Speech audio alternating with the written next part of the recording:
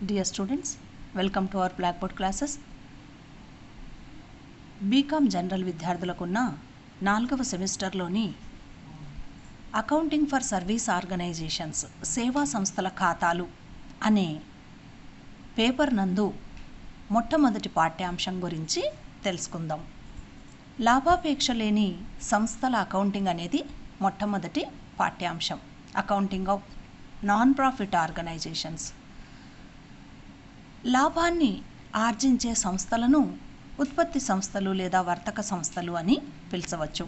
అంటే వర్తకాన్ని కానీ ఉత్పత్తిని కానీ చేపడుతూ, అంటే సరుకును తయారు చేయడం, కొనడం, అమ్మడం వంటి కార్యకలాపాలు చేపడుతూ లాభాన్ని ఆశించి పనిచేసే సంస్థలను మనం లాభాపేక్ష గల సంస్థలు లేదా ఉత్పత్తి సంస్థలు లేదా వర్తక సంస్థలుగా పిలువవచ్చు.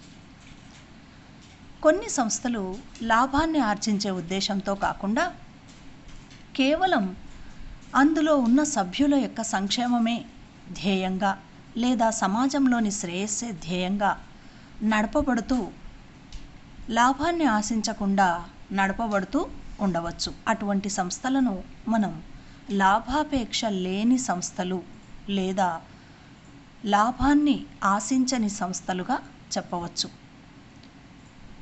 అటువంటి సంస్థల తాలూకు వివరాలే మనం ఈ మొట్టమొదటి పాఠ్యాంశంలో తెలుసుకోబోతున్నాం. లాభాపేక్ష లేని సంస్థల అకౌంటింగ్ అనే ఈ పాఠ్యాంశంలోని లాభాపేక్ష లేని సంస్థలనగా సంక్షేమమే ప్రాథమిక ధ్యేయంగా నడపబడుతూ లాభాన్ని ఆశించకుండా, లాభాన్ని కోరకుండా నడపబడే సంస్థలు మరియు సమాజ శ్రేయస్సు దృష్ట్యా స్థాపించబడి నడుపబడే సంస్థలు లాభాపేక్ష లేని సంస్థలుగా చెప్పవచ్చు. ఇటువంటి సంస్థల యొక్క లక్షణాలు ముఖ్యంగా సభ్యుల సంక్షేమమే ప్రాథమిక ధ్యేయంగా ఉంటుంది. అదేవిధంగా లాభాన్ని ఆశించకుండా ఇవి పనిచేస్తాయి. సమాజ శ్రేయస్సు కొరకు ఇవి స్థాపించబడి నడపబడుతూ ఉంటాయి. ఈ సంస్థలు ఉత్పత్తి, కొనుగోలు, అమ్మకాలు లాంటివి జరపవు. కారణం ఇవి వర్తక సంస్థలు కాదు కనుక. అంతేకాకుండా ఇవి కేవలం నగదు వ్యవహారాలను మాత్రమే చేపడతాయి. ఇందులో అరువు వ్యవహారాలు ఉండవు. ఈ సంస్థల పుస్తకాలు చాలా తక్కువగా, అంటే కనీస స్థాయిలో మాత్రమే వీటికి అవసరమైన పుస్తకాలను లేదా రికార్డులను నిర్వహించడం జరుగుతుంది. వర్తక సంస్థల మాదిరిగా చాలా రకాల పుస్తకాలను ఇక్కడ నిర్వహించడం జరగదు. అంతేకాకుండా వీటికి సభ్యులు కానీ, బయటి వ్యక్తులు కానీ లేదా యజమానులుగా కానీ ఉన్నవారు మూలధనం తెచ్చే ప్రసక్తి ఉండదు. మరి ఈ సంస్థలు నడిపేందుకు అవసరమైన మూలధనం లేదా వీటికి అవసరమైన నిధులు ఎక్కడి నుండి వస్తాయంటే ప్రజల నుండి విరాళాల రూపంలో సేకరించినవి, ఇందులో సభ్యులుగా చేరిన వారు కట్టే కనీస మొత్తాలు లేదా చందాలు లేదా వీటినే సభ్యత్వ రుసుము అనొచ్చు. అదేవిధంగా ప్రభుత్వం నుండి స్వీకరించినటువంటి గ్రాంటులు, అంతేకాకుండా ఈ సంస్థల మొత్తాలను ఎక్కడైనా పెట్టుబడి పెట్టి ఉంటే అటువంటి పెట్టుబడులపై వచ్చే ఆదాయం, ఇటువంటి వాటినన్నింటినీ జమ చేయడం ద్వారా నిధులను ఈ సంస్థలు సమకూర్చుకుంటాయి. అందుకే ఈ సంస్థల తాలూకు మొత్తాలను మనం మూలధనమని కాకుండా మూలధన నిధి అని పిలవడం జరుగుతుంది.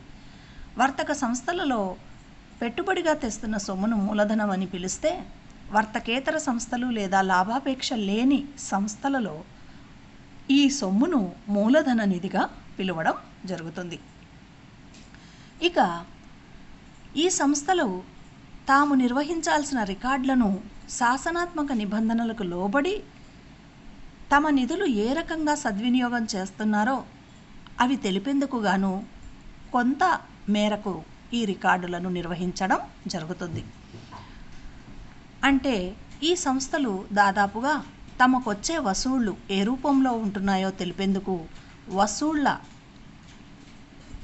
మరియు చెల్లింపులు ఏ రకంగా చేస్తున్నారో తెలుసుకునేందుకు చెల్లింపుల తాలూకు విషయాలను నమోదు చేసేందుకు వసూళ్లు మరియు చెల్లింపుల ఖాతాను తయారు చేస్తాయి.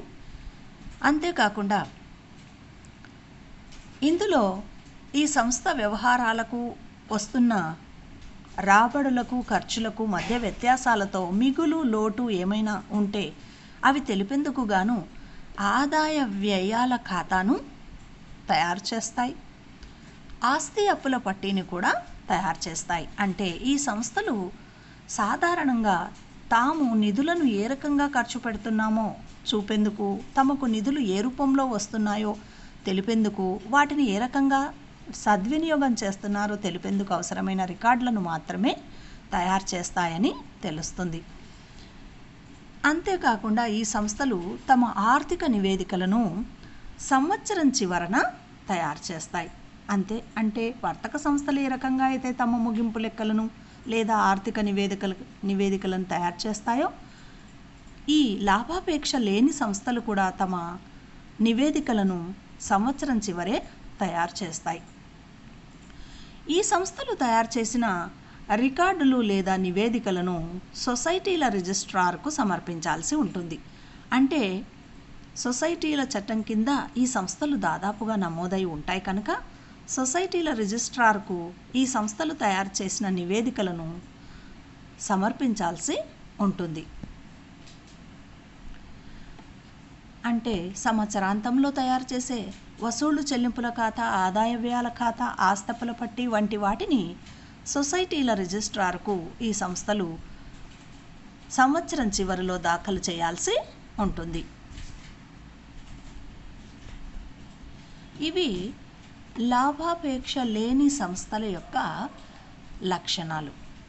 చూశారు కదా విద్యార్థులు, ఈ తరగతిలో మనం వ్యాపారేతర సంస్థలు లేదా లాభాపేక్ష లేని సంస్థల యొక్క నిర్వచనాన్ని మరియు లక్షణాలను తెలుసుకున్నాం. దీన్ని బట్టి చూస్తుంటే లాభాపేక్ష లేని సంస్థలకు సంక్షేమమే లేదా సేవా ధ్యేయమే ముఖ్యంగా ఉంటుందని, వీటికి మూలధనం ఉండదని, మూలధనాన్ని నిధుల రూపంలో రకరకాల మొత్తాల రూపంలో సేకరిస్తాయని, సేకరించిన మొత్తాలను ఏ రకంగా ఖర్చు పెడుతున్నాయో చూపేందుకు మాత్రమే నివేదికలను తయారు చేస్తాయని, శాసనాత్మక నిబంధనలకు లోబడి అటువంటి నివేదికలు సిద్ధం చేస్తాయని, ఇందులో నగదు వ్యవహారాలే తప్ప అరువు వ్యవహారాలు ఉండవని, వీటిల్లో వస్తు కొనుగోలు, అమ్మకాలు, ఉత్పత్తి వంటి అంశాలు ఉండవని, సేవను అందించే ఉద్దేశంతో మాత్రమే ఇవి నడుస్తాయని, ఈ సంస్థలు తయారు చేసిన రికార్డులను లేదా నివేదికలను సొసైటీల రిజిస్ట్రార్కు దాఖలు చేయాల్సి ఉంటుందని తెలుస్తున్నది. మరి మరో తరగతిలో కలుసుకున్నప్పుడు మరిన్ని విశేషాలను తెలుసుకుందాం.